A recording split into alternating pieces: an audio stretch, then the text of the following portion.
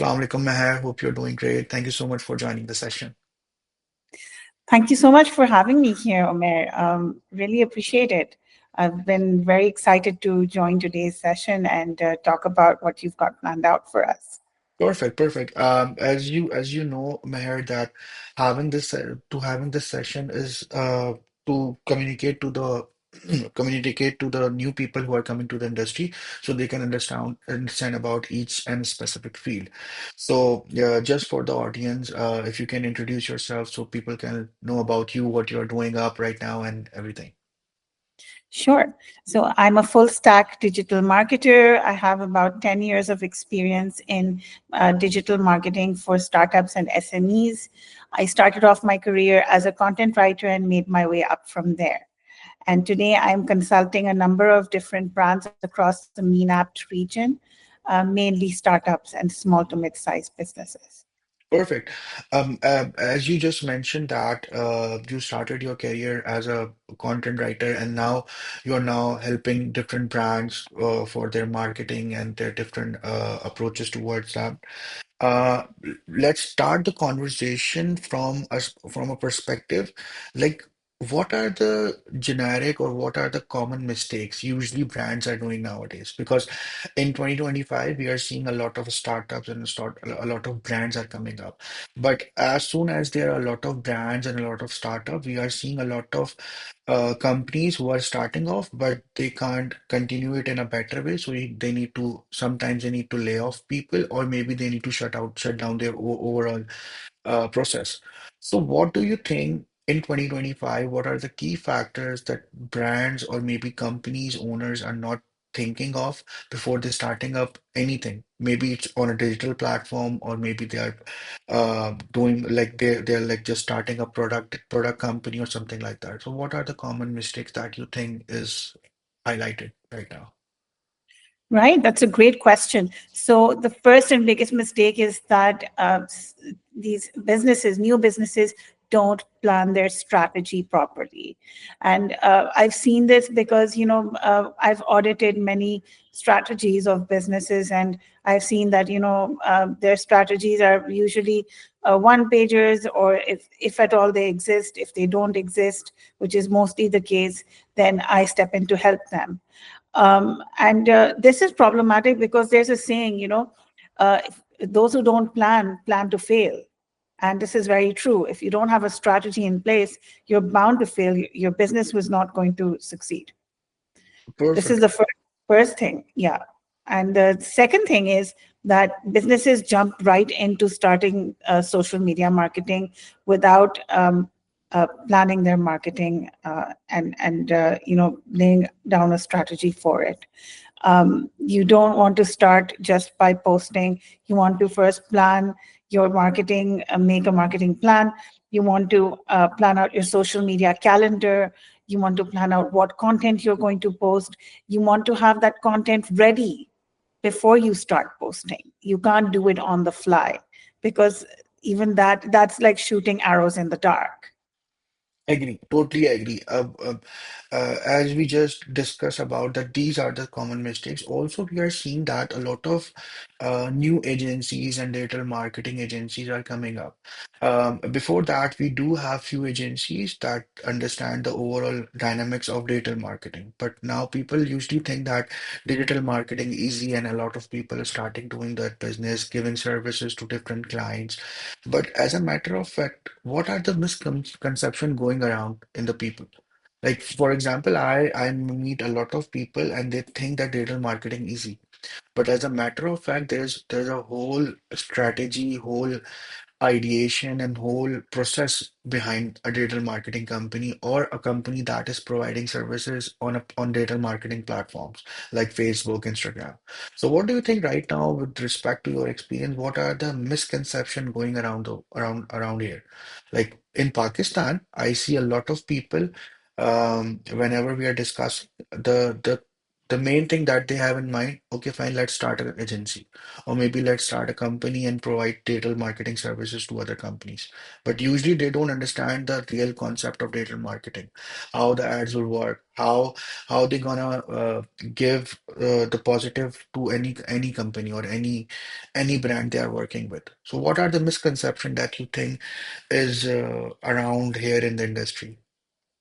Right, great question. So I think the biggest misconception is thinking that, starting and running an agency is a shortcut to making a lot of money.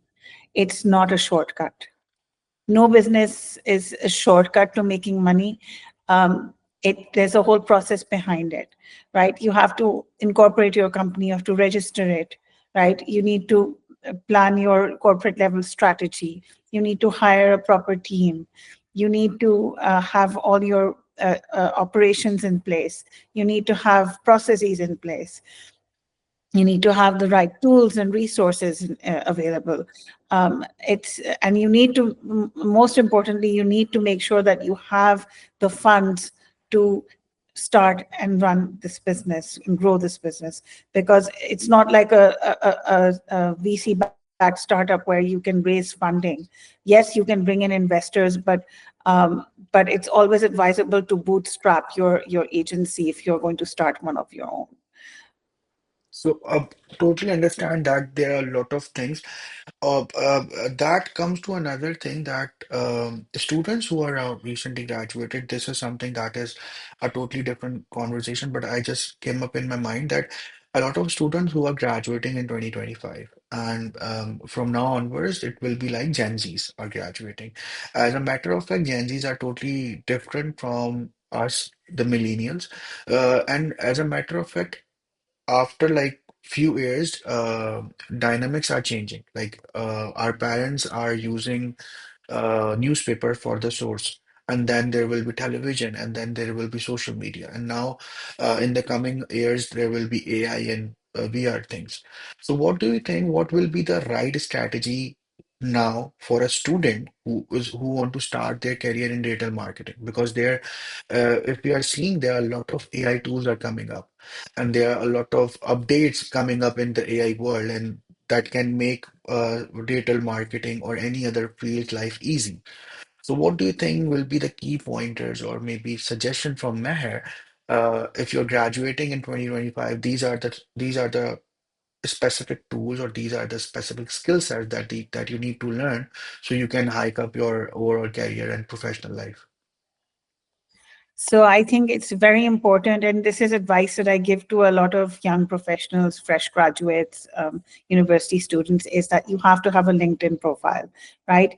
If you don't have a LinkedIn profile, you're not going to network, you're not going to learn what's trending in the marketing or in any field, whichever field you're in, right? Make a LinkedIn profile. Next is to start connecting with industry leaders in your niche or in your area of expertise. If we're talking about marketing, connect with the marketing industry leaders, because the kind of content they post is the kind of content that you want to learn, right? Um, Also very important that if you're graduating with a degree in marketing or a degree in bachelor's in business, great. But if you're not and you still want to do digital marketing, do some courses, online courses. There are some really good ones on edX and Coursera, which are paid. And there are some free courses on Google Skillshop and HubSpot Academy, SEMrush Academy, that you can do to become an all-rounder, full stack digital marketer. Um, Meta also does a very good course on online advertising if that's something you're interested in. And in this day and age, it's very important that every digital marketer should know how to run ads and not just do social media, because digital marketing does not stop at social media. This is one thing that a lot of young graduates think. When they step into digital marketing, they think that, it's all about social media. No, that is just one part of it. You want to learn social media, you want to learn about email marketing, you need to learn about marketing automation, you need to learn about AI and marketing, what AI tools you can use to help your make marketing more efficient and informative. You need to learn about online advertising, as I mentioned earlier. So there's content marketing as well, which a lot of students don't know about, is how to use blogs to drive inbound traffic and generate revenue. SEO again is another important thing that they should learn. So do courses in all these different areas if you want to become a digital marketer. Perfect. I really appreciate that you highlighting that learning and development is one of the most crucial uh, phase and the part of life, because people usually a lot of people and a lot of students that I'm connecting with, they think that getting a good CGP and getting a good result in the university make their life easy, or the professional career would be easy. But as a matter of fact, a lot of courses and a lot of technologies are growing day by day, and you need to cope up with those things. And I think learning and development is one of the key factor that is going to help you in your overall career. That comes to a thing that you just highlighted, LinkedIn. Okay, so let's discuss a few things about LinkedIn as well. As a matter of fact, in 2025, now a lot of people are getting interest towards LinkedIn and maybe towards Twitter.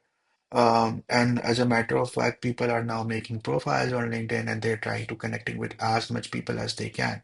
But as a matter of fact, you still need a guidance of it. Like for example, when I started LinkedIn like 5 years ago, LinkedIn is a totally different ball game. Nowadays, we are seeing a lot of people coming with good personal branding, connecting with industry professional in like going through events and trying to have as much connection as they can so they can help it.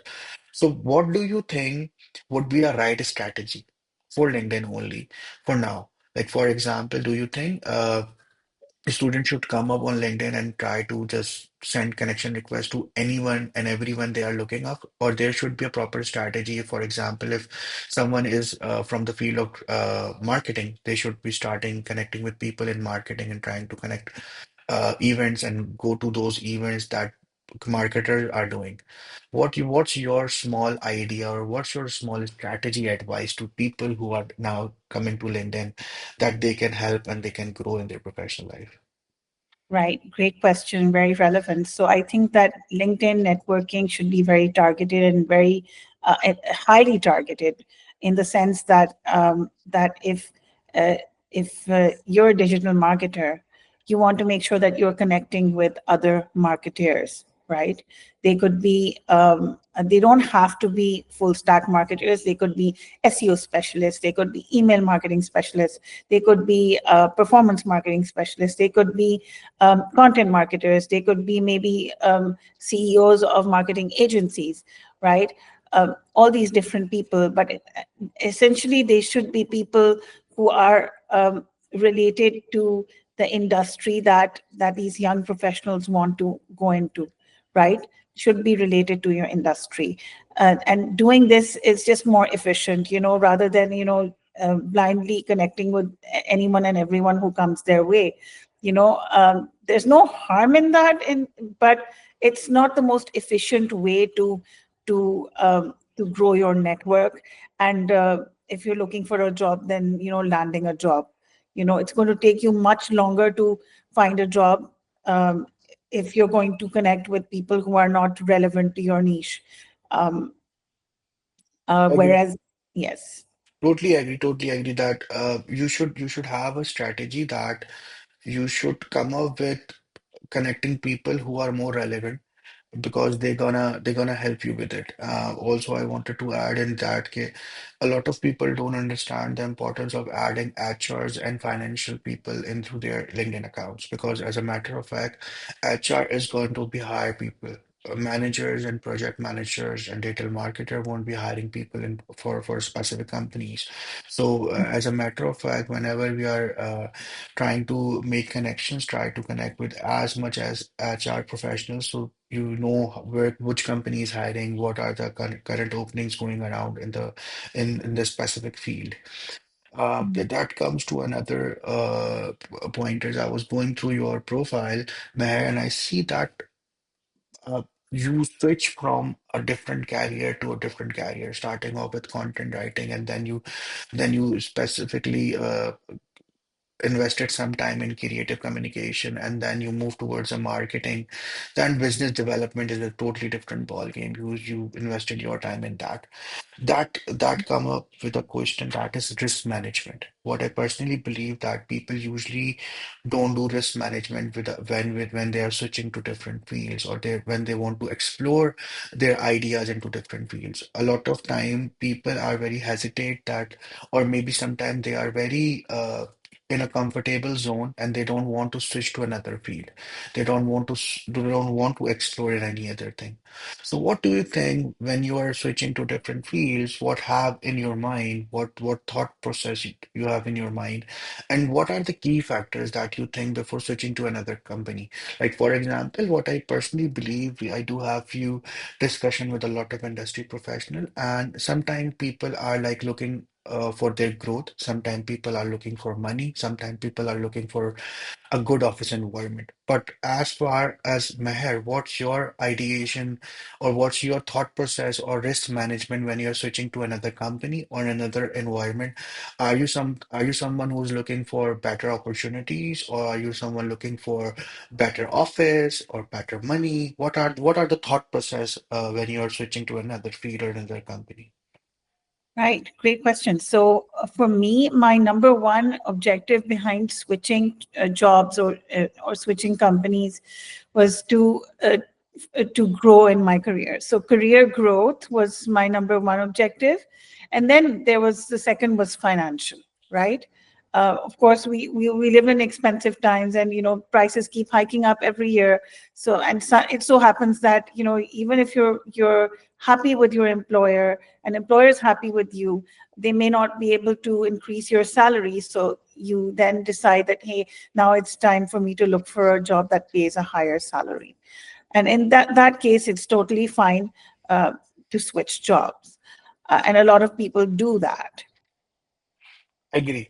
Uh, Also, there's one thing that come up in my mind whenever we are switching, like whenever we are reaching out to other people, whenever we reaching out to HR professional or any other professional for job and anything, people usually have facing that issue that they don't understand how to reach out to people. For example, as a matter of fact, just for the audience, when I reach out to Meher, I make a specific message that Meher, what we are looking for there. I want you to be on a guest speaker session with me where we discuss about that thing.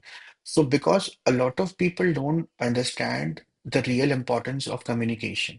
Like for example, if we are discussing, we are having connected to another different platform like Instagram or Facebook, like personal platform, the conversation is totally different. But when you are on LinkedIn and when you are reaching out to people, you should understand that hi, hello messages won't help that much. Because as a matter of fact, every industry professional is busy in their work, so you need to come up with a message that has a hook step into it. So what do you think? What will be the right thing into it? Just an idea, for example. Do you think because a lot of people think that if they message to anyone, they can't get a response out of it. But in my personal capacity, whenever I reach out to people, like at least 98, 99% of people reply back to me because of the structure of the message that I'm sending them. Because you need to understand, and you need to respect the timing of another person as well, because it's a very professional career. Like a lot of people are working 9 to 5, and usually a lot of people not opening their LinkedIn twice or thrice a day. They might be opening LinkedIn once a day or maybe once a week. So there should be a hook step into it whenever you're pitching your idea, or maybe want to connect with an industry professional. What do you think would be a right strategy as far as your thought process? So, as you rightly said, I believe that when you're reaching out to people, especially to grow your professional network. It's always good to start your message with an introduction about who you are, and tell them something about them or their profile that or their work that interested you or captured your attention. You know, because that way, then they feel important.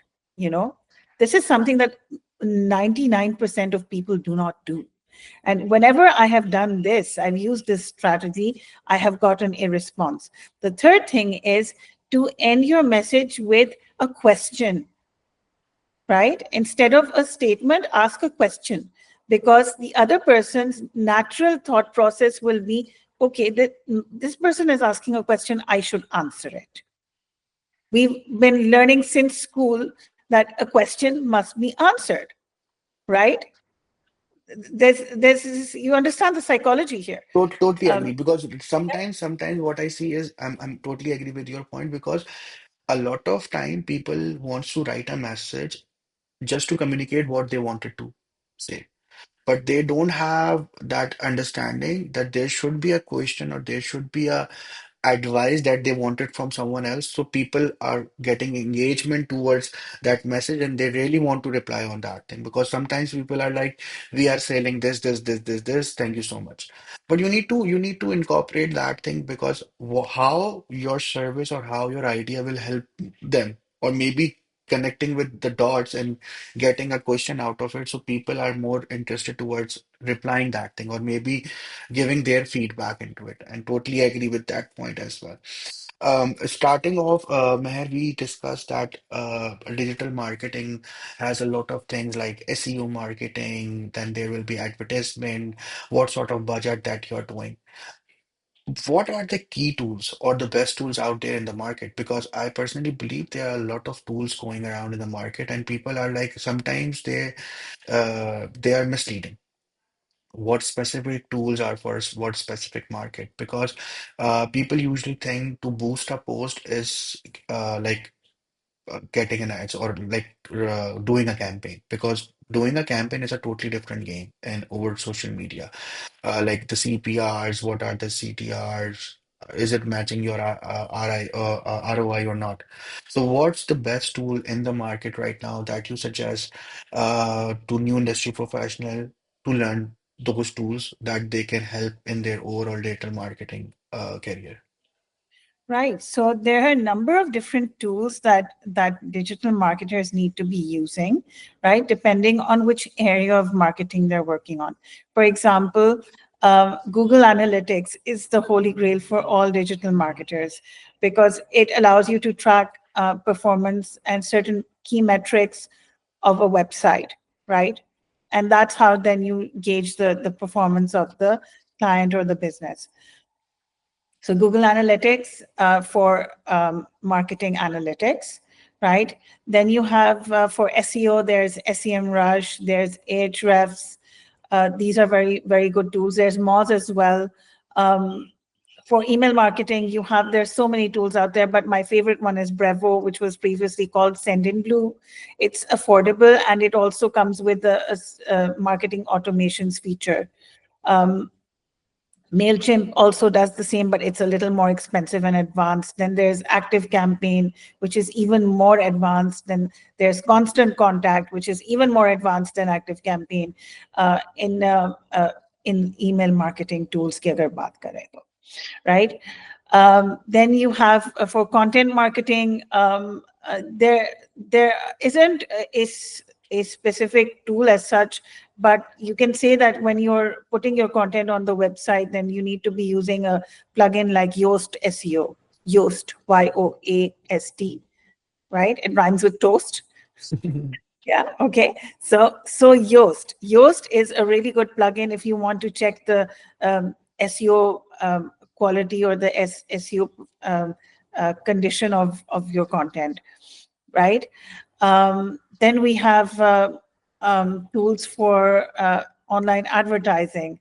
Um, I would say um, every online advertising. platform comes with its inbuilt tools, right? For example, Google Ads. Google Ads has a built-in performance checker. You can say you can check the ads performance within Google Ads. The same goes for Meta Ads and your TikTok ads and so on. There are insights built into these tools which allow you to gauge the performance of different campaigns, right? Um, Another really good tool I like for which allows you to see where the most traffic is landing on your website or where you're getting the most clicks. It's called a heat map, and this heat map for is a tool for this is Hotjar. Hotjar is an excellent tool for heat mapping, and it gives you great insight into where your traffic is clicking on your website the most.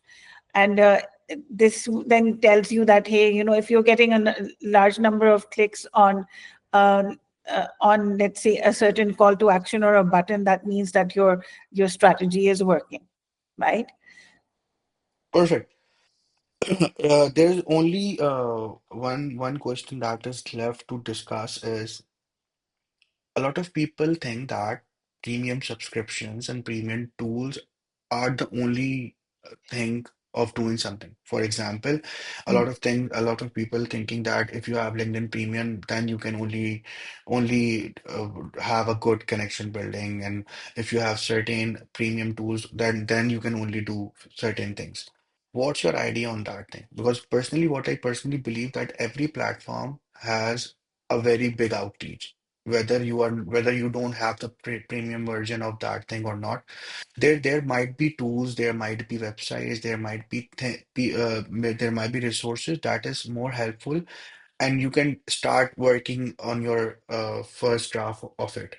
So do you think like getting a LinkedIn Premium or getting only premium tools will help you to grow? Or you should also focus on the resources that are free in the starting of your career, and after getting hands-on experience on that thing, if you think that premium is something that is going to boost up your overall marketing or boost up or your overall strategy, then you move towards the premium thing, or premium is the only solution. What your thoughts process on that? Right. So my thoughts are that LinkedIn premium is expensive, right? So it should only be used by people who can pay for it, right? Usually, young professionals, they're either they're fresh out of university, so they're not earning anything, or even those who are earning through different freelance projects are not earning enough uh, to uh, to be able to pay such a hefty amount. So I think it's very easy to, and I myself, by the way, um, have networked without using a LinkedIn premium plan, right? It's very easy to do that.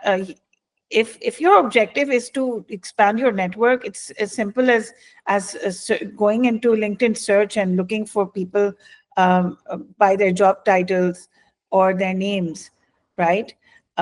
It's as simple as that. You don't need a LinkedIn a premium account for that. Um, what I will say for other tools, for example, Canva, you have to see how much this premium or paid version is, how much value it's going to give you, right? For example, with Canva, it's, I think, if I'm not wrong, $12 or $15 a month right now. It used to be $10.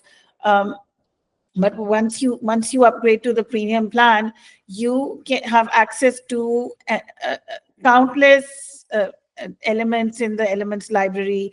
You have their ready-made templates that you can use. You can do so much with it, without hiring a graphic designer, without having graphic design skills. You can edit videos in it also. You can do so much, and so much for the companies you work for, or even if you've got clients, for the clients you're serving. And that in itself uh, pays, you can say, has massive returns. Totally agree. So I think we both align on that thing that premium is not the solution for everything. You need to understand like what are the outcomes of that platform, and is it worth to having that resource. I think that's all from my end, and thank you so much, Meher, for your time. I think we have covered a lot of things and a lot of good tools that you have shared with the audience, so that people can explore those tools as well, and they can learn out from those tools as well. Thank you so much, Meher. Thank you so much for your time. I really appreciate it, and thank you so much. And I'm glad that people will look into this session and surely learn new things from that thing.